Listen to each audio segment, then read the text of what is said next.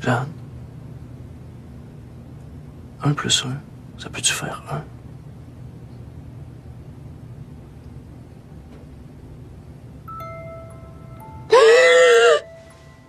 One plus one is equal to one. ये साधारण सा लाइन कितना डिस्टर्बिंग हो सकता है इस मूवी को देखने के बाद आपको पता चलेगा। एक माँ मरने से पहले अपने बच्चों को उसकी आखिरी विश बोलती है और उस विश को पूरी करने के दौरान जब उसके बच्चों को अपने माँ के बारे में कुछ ऐसा पता चलता है कि उनके पैरों तले जमीन खिसक जाती है। हेलो फ्रेंड्स, मैं शिहाब अलहैत वेलकम करता हूँ आपका शिहाब एक्सप्लेन्स के एक नए वीडियो में। आज मैंने 2010 की एक ऑस्कर नॉमिनेटेड मूवी इंसेंडाइज को एक्सप्लेन किया है। ये movie without any bloody gore scenes, without any horror jump scares आपको अंदर से डरा देगी और ऐसा ट्रॉमाटाइज्ड करेगी कि आप देखने के बाद सोचोगे कि भला क्यों देखा मैंने इस मूवी को। So without further delay let's start our explanation. तो मूवी के स्टार्टिंग में हमें एक भाई बहन को दिखाया जाता है जिनका नाम होता है जीन और सिमोन्स। ये लोग एक लॉयर से मिलने के लिए आते हैं। वो लॉयर उनको बोलता है कि तुम्हारी माँ की आखिरी विश यही थी कि जब तक तुम दोनों अपने बाप और अपने भाई को नहीं ढूंढ लेते तुम लोग अपने माँ के कब्र पे पत्थर नहीं लगा सकते। ये लोग शॉक्ड हो गए कि क्या। तब ये लॉयर उन दोनों को 2 चिट्ठियां पकड़ाता है जो कि उसके माँ ने लिखा था उन दोनों के लिए। ये लोग पूछते हैं कि हम लोगों ने कभी अपने बाप को देखा ही नहीं और हमारा एक भाई भी था, यही हमको नहीं पता। ये सब कुछ सुन के सिमोन्स बहुत ही डिस्टर्ब्ड हो जाता है और वो वहाँ से निकल जाता है। बट जीन ये ठान लेती है कि अगर मेरी मम्मी की यही आखिरी विश थी तो मैं इसको पूरा करूंगी और मैं अपने बाप और अपने भाई को ढूंढ के रहूंगी। फिर जीन जाके सिमोन्स को समझाती है कि क्यों ये करना हमारे लिए ज़रूरी है, बट सिमोन्स ये सब नहीं मानता। अब जीन घर वापस आती है और वो अपने माँ के पुराने कपड़े और सब कुछ ढूंढने लगती है कि कुछ तो क्लू मिले कि कहाँ है मेरे बाप और मेरे भाई। उसको कुछ नहीं मिलता, बस अपने माँ की जवानी की एक फोटो मिलती है। फिर हमको कुछ दिन पहले का एक फ्लैशबैक दिखाया जाता है जहाँ पे जीन की मम्मी स्विमिंग पूल में नहा रही है। तभी अचानक कुछ ऐसा होता है कि वो अचानक से शॉक्ड हो जाती है और वो बोलना बंद कर देती है और उसके बाद सच में वो फिर कभी नहीं बोली। वो हॉस्पिटल में एडमिट हो गई और ऐसे ही वो मर गई। अब कहानी और भी ज़्यादा फ्लैशबैक में जाती है। फ्लैशबैक में हमको अरब दिखाया जाता है जहाँ पे कम्युनल वॉर चारों तरफ छिड़ी हुई है। वहाँ पे हमको नवाल को दिखाया जाता है। नवाल और कोई नहीं, जीन की मम्मी ही होती है। वो एक लड़के से प्यार करती है और वो उसके साथ भागने का प्लान करती है, बट तभी वहाँ पे आ जाते हैं नवाल के भाई। वो आके पहले तो उन लोगों को धमकाते हैं, फिर हाथापाई में वो लोग गोली मार देते हैं नवाल के लवर को। नवाल वहाँ पे फूट फूट के रोने लगी। ये लोग मिल के नवाल को भी मारने जाते हैं, बट वहाँ पे नवाल की दादी आ जाती है और आके उसको बचा लेती है।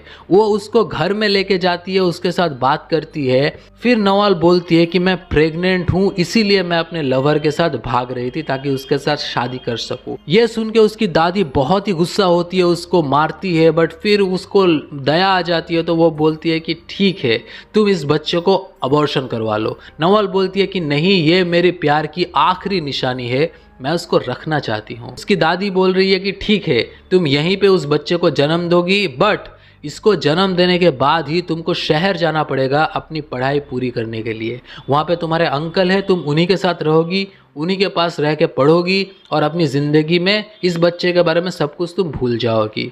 नवाल बोलती है कि ठीक है। ऐसे ऐसे 9 महीने बीत गए और नवाल का एक बच्चा हो गया, एक लड़का। उसकी दादी क्या करती है, उस लड़के के पैरों में 3 डॉट्स बना देती है, नवाल को ये बोलते हुए कि अगर फ्यूचर में कभी तुमको अपने बेटे को ढूंढना पड़े तो तुम इसी के साथ उसको ढूंढ सकोगी। फिर नवाल वहाँ से चली जाती है शहर में पढ़ाई करने के लिए और उसकी दादी अंधेरे में उस बच्चे को एक अनाथालय में छोड़ आती है। अब हम लोग जीन को देखते हैं जो कि उसी यूनिवर्सिटी के सामने खड़ी है जहाँ पे उसकी मम्मी पढ़ी थी। वो वहाँ पे जाके अपनी मम्मी की फ़ोटो दिखा के सबको पूछती है कि किसी के पास अगर नवाल के रिलेटेड कोई भी इंफॉर्मेशन हो। बट ये 35 साल पुरानी बात है तो किसी को खास पता नहीं था।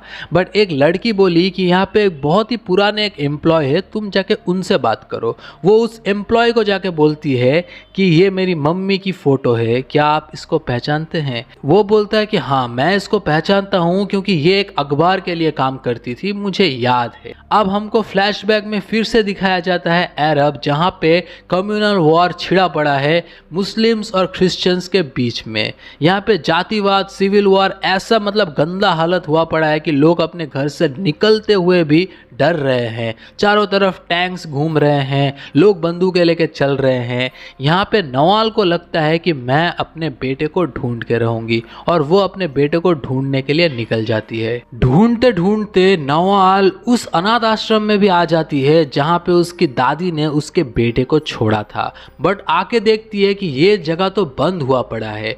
वहाँ पे एक लेडी उसको बोलती है कि ये जगह तो बहुत दिनों पहले ही बंद हो गया, यहाँ के जो बच्चे थे उनको इस्लामिक मिलिटेंट्स ने मार दिया था और कुछ कुछ बच्चों को वो लोग एक स्पेशल रेफ्यूजी कैंप में लेके गए, उन लोगों को इस्लामिक सोल्जर्स बनाने के लिए।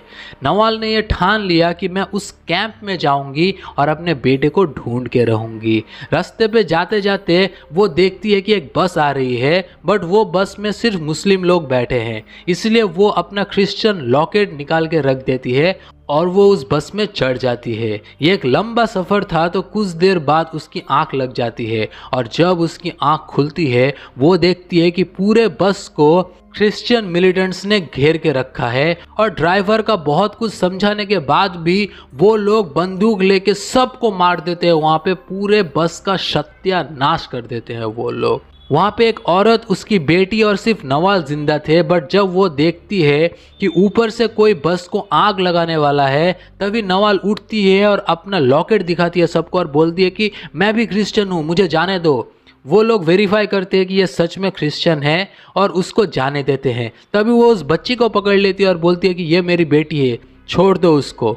ये उसको भी छोड़ देती है और फिर उस बच्ची के माँ के साथ ही वो लोग वैन को आग लगा देते हैं। ये देख के बच्ची बहुत ही रोने लगती है और भागने लगती है और उन लोगों को पता चल जाता है कि वो औरत असल में इसकी माँ ही थी, तो वो उस बच्ची को भी गोली मार देते हैं। ये सीन बहुत ही दर्दनाक था और नवाल भी इसको बहुत ही ट्रॉमाटाइजिंग वे में लेती है। अब हमको फिर से जीन को दिखाया जाता है जो कि अपने माँ के गांव में आती है पूछताछ करने के लिए। बट यहाँ पे सबको अरबिक आती है, किसी को इंग्लिश नहीं आती। होपफुली एक लड़की उसको दिख गई जिसको इंग्लिश आती है। वो जाके अपने बारे में बोलती है, उसकी मम्मी का नाम नवाल है और वो उसी के बारे में बात करने आई है। वहाँ पे एक लेडी है जो कि उसको बोलती है कि अगर तुम सच में नवाल की बेटी हो तो तुमको यहाँ पे नहीं आना चाहिए था। जीन को समझ नहीं आता है कि लोग ऐसे वियर्ड क्यों बिहेवियर कर रहे हैं ये जानने के बाद कि मैं नवाल की बेटी हूँ। खैर, हमको फिर से फ्लैशबैक में दिखाया जाता है कि उस वैन वाले इंसिडेंट के बाद नवाल की मानो पूरी इंसानियत ही खत्म हो गई। वो इतना ट्रॉमाटाइज्ड हो गई, उसने ठान लिया कि मैं उस क्रिश्चियन मिलिटेंट से बदला लूंगी जिसने ये अटैक करवाया था। तो वो जाके इस्लामिक मिलिटेंट्स के ग्रुप को ज्वाइन करती है और उनके प्लानिंग के तहत वो उस क्रिश्चियन मिलिटेंट के घर पे जाती है होम ट्यूटर बन के और उसके बच्चे को ट्यूशन पढ़ाने लगती है। कुछ दिनों के बाद वो उनका ट्रस्ट भी जीत लेती है और एक दिन जब वो गार्डन में मीटिंग कर रहे हैं, नवाल वहां पे जाती है और उस मिलिटेंट को गोली मार देती है। इसके बाद उसको पकड़ लिया जाता है, उसके बाल काट दिए जाते हैं और उसको गफर रियाद नामक एक जेल में भेज दिया जाता है। और उस जेल में जब उसकी फ़ोटो ली गई थी वो वही फ़ोटो है जो कि जीन अपने हाथ पे पकड़ी हुई है। अब हमको फिर से जीन को दिखाया जाता है जो कि गफर रियाद नामक इसी जेल में जाती है अपनी माँ के बारे में पूछताछ करने। बट वहाँ पे जो काम कर रहा था उसको उसके बारे में नहीं पता। खैर, वहाँ पे एक और आदमी था जिसको बखूबी याद था कि नवाल कौन थी। वो उसको बोलता है कि मैंने तुम्हारी मम्मी से ज़्यादा मजबूत औरत इस दुनिया में नहीं देखा। उसको यहाँ पे बहुत ज़्यादा टॉर्चर किया गया था बट फिर भी वो हर रोज़ गाना गाती थी। वहाँ पे एक अबू तारिक नामक एक मिलिटेंट था जो कि हर रात उसके साथ जबरदस्ती करता था। जबरदस्ती करते करते नवाल प्रेग्नेंट हो गई थी और उसने हॉस्पिटल में 2 जुड़वा बच्चों को जन्म भी दिया था। जीन को समझ आ जाता है कि एक्चुअली वो अबू तारिक ही उनका पिता था। ये उनको बोलता है कि मैं तुमको उस नर्स का पता दे सकता हूँ जिन्होंने नवाल की डिलीवरी करवाई थी, तुम वहां पे जाके उनसे बात कर लो। जीन ये सब कुछ सिमोन्स को बता देती है और उसको वहां पे बुला लेती है कि चलो हम दोनों मिलके उस नर्स से मिलने के लिए जाते हैं। वो नर्स बोलती है कि हाँ, मैंने ही नवाल की डिलीवरी करवाई थी। तुम दोनों ही वो जुड़वा भाई बहन? मुझे यकीन नहीं हो रहा है कि तुम दोनों मेरे सामने खड़े हो। फिर वो उनको ये भी बोलती है कि तुम्हारे पिता का नाम अबू तारिक था, जो कि मतलब अच्छा इंसान नहीं था। खैर उन लोगों को ये तो पता ही था, बट उनका भाई कौन था ये उनको अभी भी नहीं पता। ये हॉस्पिटल के अथॉरिटी से बात करते हैं और अबू तारिक के बारे में पूछते हैं और उनके भाई के बारे में पूछते हैं। उनके भाई के बारे में ये लोग बोलते हैं कि जब उस बच्चे को वहाँ पे छोड़ा गया उसके बाद उसका नाम पड़ा निहात और उसको इस्लामिक मिलिटेंट ही बनाया गया। उसके बाद उसका क्या हुआ किसी को नहीं पता। और अबू तारिक जो है वो था एक इस्लामिक मिलिटेंट का लीडर, बट वो अभी कहाँ है वो हम लोगों को नहीं पता, क्योंकि ऐसे लोग अपना नाम चेंज करके किसी भी मुल्क में कभी भी भाग सकते हैं। तो ऐसे पता चलना तो मुश्किल है कि तुम लोगों का बायोलॉजिकल फादर अबू तारिक अब कहाँ है। कहानी फ्लैशबैक में जाती है और हमको नवाल को दिखाया जाता है जिसको जेल से रिहा कर दिया गया है। उसके साथ मीट करने आता है इस्लामिक मिलिटेंट्स का लीडर। आके उसको बोलती है कि मान गए नवाल तुमको, तुम इतनी मजबूत हो कि इतना टॉर्चर करने के बावजूद तुमने हमारा नाम एक्सपोज नहीं किया, क्योंकि उन लोगों के कहने में ही नवाल ने उस क्रिश्चियन एक्टिविस्ट लीडर को मारा था। फिर वो नवाल को बोलता है कि तुम्हारे दोनों बच्चे हमारे पास महफूज है, तुम उन दोनों को लो और तुम कनाडा चली जाओ। वहाँ पे लेबल नामक एक लॉयर है जो तुम्हारी मदद करेगा, तुम अपनी जिंदगी चैन से जियो, अब इन सब झमेले में तुमको नहीं रहना है। फिर नवाल क्या करती है, अपने दोनों बच्चों को लेके हमेशा हमेशा के लिए कनाडा चली जाती है। कहानी प्रेजेंट में आती है। हमको सिमोन्स को दिखाया जाता है जिसके दरवाजे में 2 लोग आते हैं। वो आके उसको बोलते हैं कि चलो हमारे साथ। वो उसके आंख पे पट्टी बांध के उनको एक रिमोट लोकेशन पे लेके जाते हैं और उनके सामने बैठा था वही मुस्लिम एक्टिविस्ट का लीडर। अब वो बूढ़ा हो चुका था। वो उसको पूछता है कि तुम किसे ढूंढ रहे हो बच्चे? वो बोलता है कि मैं उसे ढूंढ रहा हूँ, उस अबू तारिक को जिसने मेरी माँ के साथ ज़बरदस्ती की और उनका बलात्कार किया और जो कि हमारा पिता भी था, और हम अपने भाई निहात को भी ढूंढ रहे हैं। वो मुस्लिम लीडर सिमोन्स की तरफ देखता है और बोलता है कि निहात को अनाथ आश्रम से हम ही लेके आए थे। वो हर वक्त अपनी माँ को ढूंढता रहता, बट हम लोग बहुत कोशिश करने के बाद भी उसकी माँ को ढूंढने में असफल रहे। उसके बाद मानो निहात के अंदर का बच्चा मर ही गया।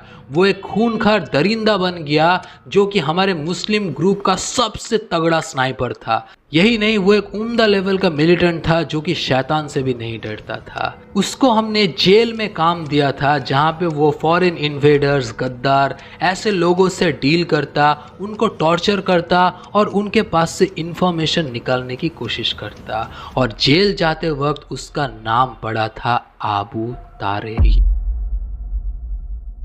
ये सुन के सिमोन्स हिल जाता है और अपनी बहन को आके वो बोल देता है कि 1 + 1 = 1, क्योंकि निहात ही है अबू तारिक और उनका बायोलॉजिकल फादर ही उनका बायोलॉजिकल ब्रदर ही है। ये इस मूवी का एक ऐसा प्लॉट ट्विस्ट है जिसने हम व्यूअर्स को मानो ट्रॉमाटाइज्ड कर दिया था। उसके बाद के सीन में हम देखते हैं एक स्विमिंग पूल में जहाँ पे नवाल नहा रही है और उसको स्विमिंग पूल के किनारे में एक आदमी दिखता है जिसके पैरों में सेम वो 3 डॉट्स है। ये देख के बहुत खुश हो जाती है नवाल कि यही मेरा खोया हुआ बेटा है। जब वो घूम के पूल के सामने से आती है और उस लड़के का चेहरा देखती है तो वो चेहरा और किसी का नहीं, उसी आदमी का चेहरा होता है जिसने जेल में उसके साथ बलात्कार किया था, अबू तारिक। 1 सेकंड में वो समझ जाती है कि उसके दोनों बच्चे असल में उसके ही बड़े बेटे के बच्चे हैं। ये सदमा नवाल सह नहीं पाई और इसी सदमे से उसकी ज़बान चली गई, वो बात नहीं कर पाई और कुछ दिनों के बाद वो खुद भी मर गए। मूवी के आखिरी सीन में हम देखते हैं कि दोनों लेटर्स हाथ में लेके दोनों बच्चे कनाडा आ जाते हैं और आबू तारिक के एड्रेस में जाके वो आबू तारिक को दोनों लेटर पकड़ा के वहाँ से चले जाते हैं। दोनों लेटर्स के एक पे लिखा है फादर और एक पे लिखा है सन। फादर को खोल के आबू तारिक पढ़ता है, वहाँ पे नवाल बोलती है कि तुम शायद मुझे नहीं पहचानते क्योंकि तुम मुझे 72 नामक नाम से पहचानते हो, क्योंकि 72 वही सेल नंबर है जहाँ पे घुस के तुम मेरे साथ बलात्कार किया करते थे। इन्हीं सब टॉर्चर और बलात्कार के चलते मेरे 2 बच्चे हुए। जो दोनों बच्चों ने अभी तुमको लेटर पकड़ाया है वो असल में तुम्हारे ही दोनों बेटे और बेटियां हैं। ये देख के वो बहुत ही शॉक्ड हो जाता है। तब वो दूसरा चिट्ठी खोलता है जहाँ पे लिखा है सन। उसको खोल के वो पढ़ता है जहाँ पे नवाल ने लिखा है कि मैं तुमको बहुत दिनों से ढूंढती रही, पागलों की तरह ढूंढती रही, बट तुम मुझे कभी मिले नहीं। मैं वो अनाथ आश्रम में भी गई थी जहाँ पे तुमको छोड़ा गया था, तुम वहाँ भी नहीं थे क्योंकि तुमको किसी मिलिट्री के ग्रुप ने पकड़ लिया था। अब जब स्विमिंग पूल ने मैंने तुम्हारे पैरों में वही 3 डॉट देखे तब मुझे पता चल गया कि तुम कौन हो और तुमने मेरे साथ क्या किया है। बट तुम चिंता मत करो, मैं तुमसे अभी भी उतना ही प्यार करती हूँ जितना मैं पहले किया करती थी। सब कुछ सुन के आबू तारिक की पैरों तले ज़मीन खिसक जाती है। कुछ दिनों के बाद वो जब नवाल के कब्र के ऊपर जाता है, जाके देखता है कि उसके ऊपर पत्थर चढ़ाया जा चुका है। इसी सीन के साथ ये मूवी यहीं पे ख़त्म हो जाती है। दुनिया में बहुत सारे माइंड फक मूवीज़ आपने शायद देखी है, बट इतना ज़्यादा ट्रॉमाटाइजिंग माइंड फकिंग मूवीज़ शायद पहले आपने कभी नहीं देखा होगा। ऐसे ही मूवीज़ के रिकमेंडेशन के लिए मुझे लाइक, शेयर एंड सब्सक्राइब कीजिए और मुझे इंस्टाग्राम में फॉलो करना मत भूलना। चलो मिलते हैं बाद में।